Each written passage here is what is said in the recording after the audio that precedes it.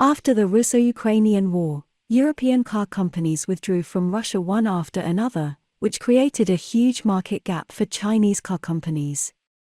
China is becoming the fastest-growing car supplier in Russia. In 2022 alone, China's car sales to Russia tripled. 3 Chinese car companies, Chery, Haval and Geely, were among the top 10 in Russia's sales list. You may feel a little confused. Why is there no BYD? In fact, except for the Chinese market, in all other countries in the world, BYD's sales cannot rank among the top 10. The reason is simple: BYD's globalization started too late. Chery, Great Wall and Geely are all Chinese key auto brands in the era of fuel vehicles. They used the money earned from fuel vehicles early on to start globalization. Among them, Chery and Great Wall mainly adopt a localization strategy, that is, build factories locally and sell locally. Great Wall's Tula plant was announced to be completed and put into production in August last year, and Chery found a Russian local car company UAZ Automobile Factory for joint manufacturing. Geely mainly adopted investment and mergers, acquired the Malaysian national brand Proton, and quickly jumped to the second place in the Malaysian car sales list by utilizing the production capacity of the local factory. And BYD's new energy vehicle sales explosion began in 2021, only 2 years from now. BYD's overseas channels, overseas factories, and overseas brand awareness do not have advantages. In addition, in the Russian market, BYD has an inherent disadvantage. Russia is a high-latitude country with cold weather, long winters, abundant oil, cheap gasoline, and gasoline vehicles are the mainstream vehicles.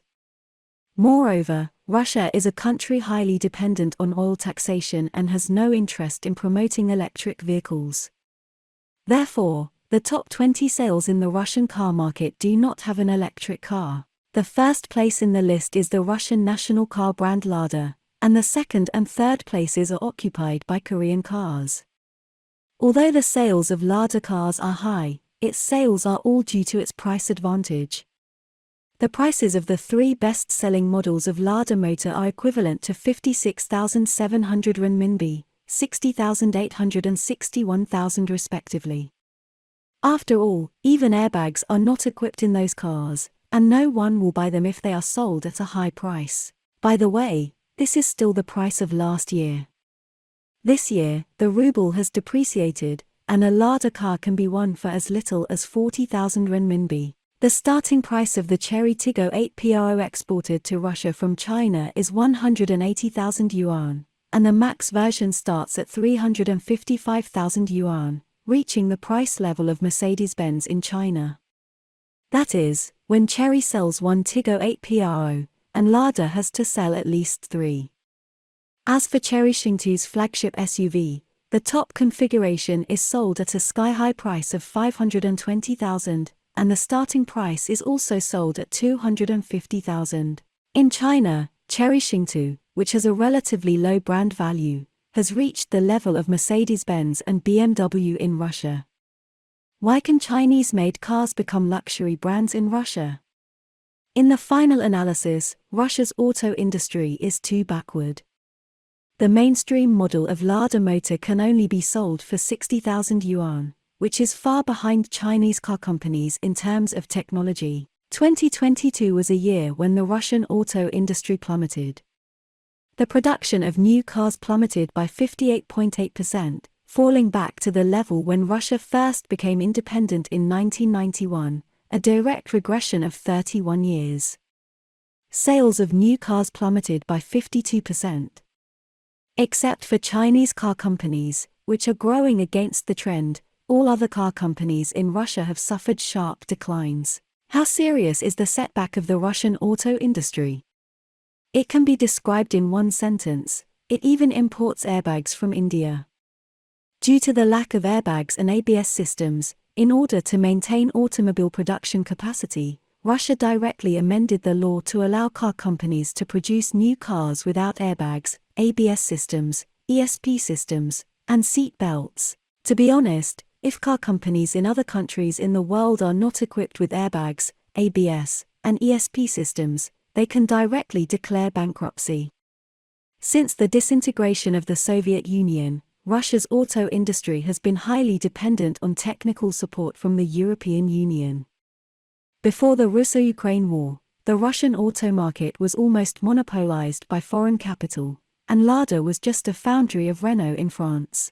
In 2008, Renault of France acquired a 25% stake in Lada Motors, formally intervening in Russia's domestic auto industry. Lada is a national car brand of Russia, which was famous all over the world during the Soviet period. But after the disintegration of the Soviet Union, the development of Lada cars stagnated. Not only did the technology stop at the Soviet era, but it was completely surpassed by Western counterparts. After Renault took a stake in Lada Motors, it did not stop. Instead, it further wholly acquired the parent company of Lada Motors and annexed the Volga Automobile Group in 2016. This time, Russia's largest automobile group was eaten by Renault of France. Since then, Lada cars have been owned by Renault of France except that the brand name is Russian. The most successful national car brand in the Soviet era has become the possession of Renault of France. Renault has become the largest automobile group in Russia, with a market share of more than 30%, and the remaining market share is also occupied by Korean cars, German cars, and Japanese cars. The Russian national automobile industry was directly destroyed. But what was even worse was the outbreak of the Russo-Ukrainian War. After the outbreak of the Russo-Ukraine War, the European Union froze a large number of Russian overseas assets. As a reciprocal retaliation, Russia used administrative means to nationalize the Volga Automobile Factory from Renault and took back Lada Automobile. However, due to lack of technology, after Russia took over Lada Motors, it was impossible to manufacture a qualified new car. In order to create qualified new cars, the Russian government was forced to take two approaches. One is to lower the safety standards, as long as the car can run. As for the airbags, ABS, ESP and other safety configurations, all are gone. The second is to purchase a large number of auto parts from India, such as pistons, oil pumps, tires, etc., and assemble them in Russia. But even so, Russian car production and sales have suffered a sharp drop. More importantly, the Russian auto industry has completely missed the wave of electrification and intelligence.